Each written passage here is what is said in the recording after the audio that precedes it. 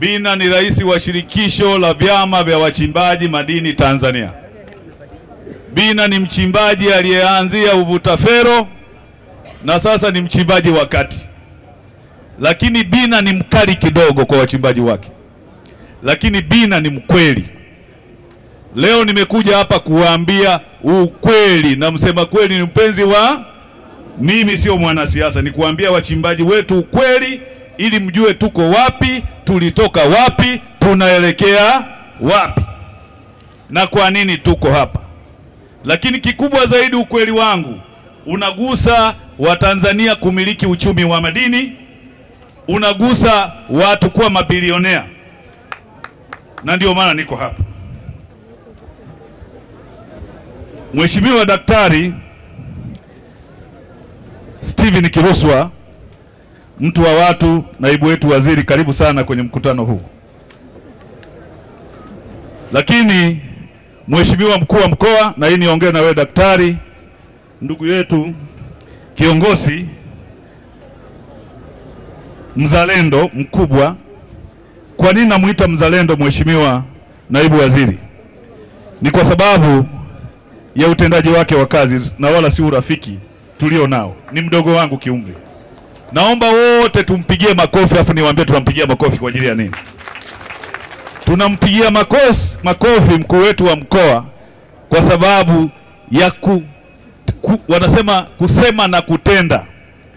Nimempa hii taarifa ya mkutano huu ndani ya siku 2. Hebu angalia mambo yalivyo hapo. Tumpigie makofi, tusimnyime haki yake. Aliniambia Bina, anzia mkutano Simiu ni moja, lakini sitaacha kumpongeza dada yetu mrembo, mdogo wangu mwenyekiti wa CCM mkoa wa Simiu. Mtendaji mzuri sana. Tambua uwepo wako. Lakini natambua uwepo wa makamu wangu wa rais, mtu bora kabisa na mahiri. Lakini pia natambua uwepo wa katibu mkuu wa FEMATA. Natambua uwepo wa Gungu Silanga, mwenyekiti wa hapa pia Mneki, lakini naibu katibu mkuu. Natambua wenye viti wote wa mikoa mlioko hapa, nyenyukeni watu waone wajue kwamba Tanzania iko hapa. Lakini pia natambua kamati ya ulinzi na usalama. Natambua waandishi wetu wa habari, mkurugenzi wa habari ndugu yetu Daktari Dr. Ben. MC pia natambua uwepo wako na watu wote. Lakini natambua uwepo wa wachimbaji mlioko hapa. Natambua Mama Nzugi, natambua Manyani pia mpo. Sema oye Manyani oye. Unaona ndio mengi. Kwa hiyo tutawatengeneza tu, hawatakuwa Manyani tena. Na mkuu wa mkoa na mheshimiwa naibu waziri amekuja na jina lenu, hamtaitwa Manyani tena. Ana jina yeye ndo atakayelisema. Lakini natambua sekta zote za uchimbaji zilizoko hapa, wakiwemo wavutafero, waponchaji, mablasta, pamoja na watu wote wanaofanya kwenye mnyororo wa thamani, bila kuwasahau kina dada ambao nao wapo kule na ni wachimbaji. Mheshimiwa naibu waziri na mgeni rasmi, sasa hapa mnisikilize kwa makini.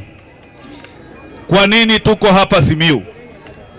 Sisi kama wachimbaji wadogo katika nchi nzima tumeazimia kabisa kwamba tunaongelea miaka 4 ya Mama Samia Suluhu Hassan. Miaka 4 ya Mama Samia Suluhu Hassan, ambayo nini kilichofanyika ndani ya miaka 4 hiyo.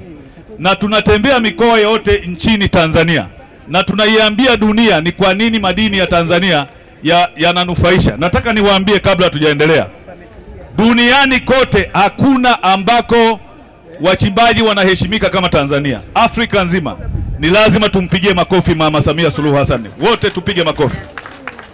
Mheshimiwa mgeni rasmi, leo kuna vitu vingi vimefanyika hasa kwenye sekta yetu ya madini.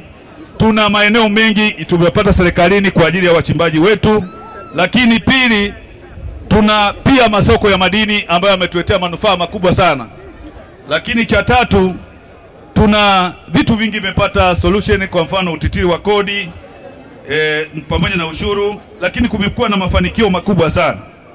Mheshimiwa mgeni rasmi, leo tunataka kuithibitishia dunia kwamba huu mkutano ni ufunguzi wa mikutano ambayo inaendelea nchi nzima. Sasa kwa sababu ni mkutano wa nchi nzima, tutakuwa na baadhi ya ushuhuda, lakini naona mvua inakuja na mgeni rasmi hajaongea, nitaenda kwa haraka. Kwa hiyo tumepata mafanikio katika masoko. Tuna mpango mkakati wa kuanzisha soko la Afrika ambalo litaleta matumaini na wale wa nje watakuja kuuza hapa Tanzania. Ni kwa nini tunaweka hivyo? Ni kwa sababu tuna amani na utulivu wa nchi yetu. Lakini imeongezeka wachimbaji wanawake, umeme migodini umefika, nchi yetu imefunguka kupitia Mama Samia Suluhu Hassan. Lakini pia wachimbaji wamepata safari za nje, ajira zimeongezeka. Lakini pia tumekuwa na mambo mengi sana ambayo tunaona kwamba yana manufaa kwa sekta yetu. Ndugu zangu wachimbaji, hotuba yangu ni ndefu na ndamkabidhi Mheshimiwa Waziri.